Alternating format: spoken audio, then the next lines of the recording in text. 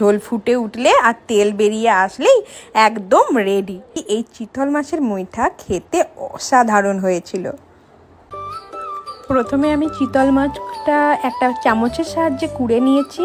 তার সাথে দিয়ে দেবো আলু মাখা আর আদা রসুন বাটা, পেঁয়াজ বাটা, সাথে দেবো নুন, জিরে গুঁড়ো, ধনে গুঁড়ো, লাল লঙ্কার গুঁড়ো আর তার সাথে পুরতির কাচ্চিঘানি তেল।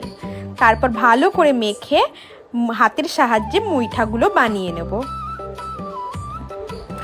জল গরম হয়ে আসলে চিতল মাছের মুইঠাগুলো ছেড়ে দেবো, দিয়ে সেদ্ধ করে নেব। তারপর আবারও নিয়ে নেব পুরতির কাচ্চিঘানি মাস্টার্ড অয়েল এবং তার মধ্যে চিতল মাছগুলোকে, সেদ্ধ করা চিতল মাছটা ভেজে নেব। লাল লাল করে ভেজে তুলে নিতে হবে। তারপরে আবার সেই পুরতির কাচ্চিঘানি মাস্টার্ড অয়েলের মধ্যে দিয়ে দেব পেঁয়াজ বাটা, আদা রসুন বাটা আর এক এক করে গুঁড়ো মশলাগুলো, জিরে গুঁড়ো, ধনে গুঁড়ো, লাল লঙ্কার গুঁড়ো, নুন, চিনি সব কিছু একসাথে দিয়ে ভালো করে কষিয়ে নেব। তারপর পরিমাণ মতো জল দিয়ে ঝোলটা ফুটতে দিতে হবে। তারপরে মুইঠাগুলো, লাল লাল করে ভেজে রাখা মুইঠাগুলো ঝোলের মধ্যে দিয়ে দেব।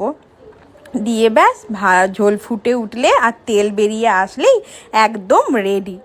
পুরতির কাচ্চিঘানি মাস্টার্ড অয়েল দিয়ে তৈরি এই চিতল মাছের মুইঠা খেতে অসাধারণ হয়েছিল।